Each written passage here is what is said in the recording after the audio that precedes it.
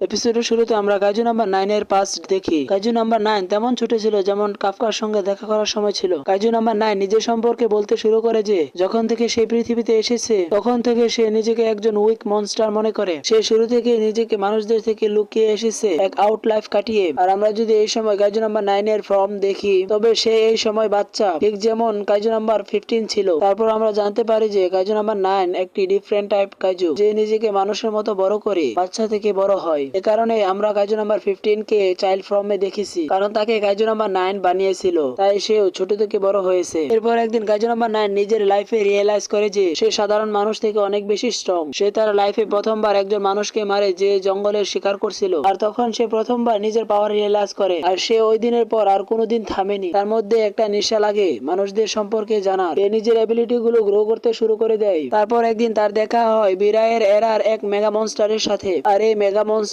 খোঁজ কাজু নাম্বার 8 করছিল। এই মনস্টারকে দেখে মনে হয় যে সে লুকিয়ে আছে। সে মানুষদের থেকে লুকিয়ে আছে নাকি কাজুদের থেকে লুকিয়ে আছে, এটা আমরা আগে জানতে পারবো। এখন এখান থেকে সিন শিফট হয় আর আমরা ইচিকাওয়াকে দেখি অনেক সময় পর, যে হানজো কাইজুর সাথে ফাইট করছিল। এর সাথে আমরা এটাও দেখতে পাই যে ইচিকাওয়ার নাক থেকে ব্লিডিং হচ্ছে। এর মানে হলো যে তার স্যুট ওভারহিট হয়ে গেছে। কিন্তু এক সেকেন্ড দাঁড়াও, ইচিকাওয়া যে হানজো কাইজুর সাথে ফাইট করছিল তারা ফ্রিজ হয়ে গেছে। ইচিকাওয়ার অ্যাটাক থেকে নয়, বরং তারা নিজে থেকে ফ্রিজ হয়ে গেছে, একদম স্ট্যাচুর মতো। তখন ইহারু ইচিকাওয়াকে কন্ট্রাক্ট করে জানায় যে সে যে হানজো কাইজুর সাথে ফাইট করছিল তারাও হঠাৎ করে থেমে গেছে। এর মানে কি তুমি বুঝতে পারছো? ওল্ড ম্যান কাজু নাম্বার 9 কে হারিয়ে দিয়েছে। এটা শুনে ইচিকাওয়া খুব খুশি হয়। এর সাথে আমরা এটাও দেখতে পাই যে ইহারু নাক থেকেও ব্লিডিং হচ্ছে, অর্থাৎ ডিফেন্স ফোর্সে টুপ মেম্বারদের স্যুট ওভারহিট হয়ে গেছে। তাদের সবার মনে হয় যে কাজু নাম্বার 8 অর্থাৎ কাফকা সঠিক সময় কাজু নাম্বার 9 কে হারিয়ে দিয়েছে, কিন্তু আসল সত্য তো অন্য কিছু। কারণ কাজু নাম্বার 9 কাফকার হার্টে অ্যাটাক করে তার কোর ডিস্ট্রয় করে দিয়েছে। এই জিনিসটা অপারেশন রুমে বসা মেম্বাররাও কনফার্ম করে। কাজু নাম্বার 8 এর কোর ডিস্ট্রয় হয়ে গেছে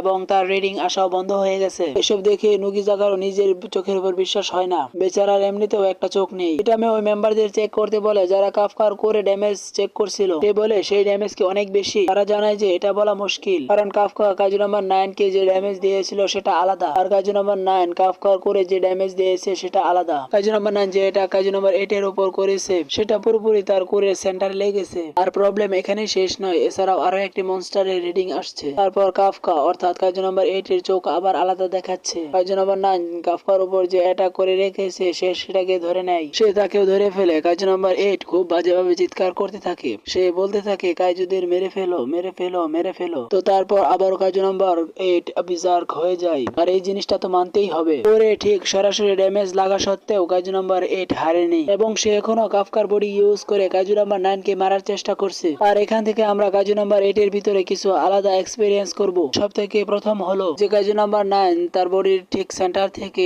অনেকগুলো চোখ বেরিয়ে আসে এবং সেগুলো কাজু নাম্বার 8 এর বাঁ হাতে কিছু মন্ত্র মার্ক করে পরে তার হাত ওখান থেকে আলাদা হয়ে যায়। আর সত্যি বলছি, হামলাটা এত শক্তিশালী যে ওটা কাজু নাম্বার 8 এর বডির বাইরেও ফিল করে। তারপর সে মেগা মনস্টার আরো একবার সেই মার্ক কাজু নাম্বার 8 এর কোরে লাগিয়ে দেয়। তার কোরেও একদম সেম অ্যাটাক করে। আর এই হামলা খেয়ে কাফকা দূরে একটা বিল্ডিং এর সঙ্গে ধাক্কা খেয়ে হেরে যায়। আর তার বডির অবস্থা তো আপনারা এই প্যানেলে দেখতে পারছেন যে কি হয়ে আছে। মিনার আগে নিজের ওয়েপেন বের করে সেই মেগা মনস্টারের উপর অ্যাটাক করতে যাচ্ছিল। আর এই স্যুটটা অনেক বেশি ডিফেক্টিভ স্যুট ছিল যেটাতে মিনাও মারা যেতে পারে, কিন্তু তার আগেই সেই মেগা মনস্টার মিনার ওয়েপেনে মার্ক করে দেয়। আর মিনার সেই একমাত্র ওয়েপেন যখন সেটাও ভেঙে যায় তখন মিনার অবস্থা অনেক বেশি খারাপ হয়ে যায়। আগে থেকে ডিস্ট্রয় হওয়া সিটির মধ্যে আরো বেশি ডিস্ট্রাকটিভ ছড়িয়ে পড়ে। তারপর আমরা সেই মনস্টারের কিছু আলাদা ফর্ম দেখি যাতে সে নিজের হাত পা এভাবে তুলে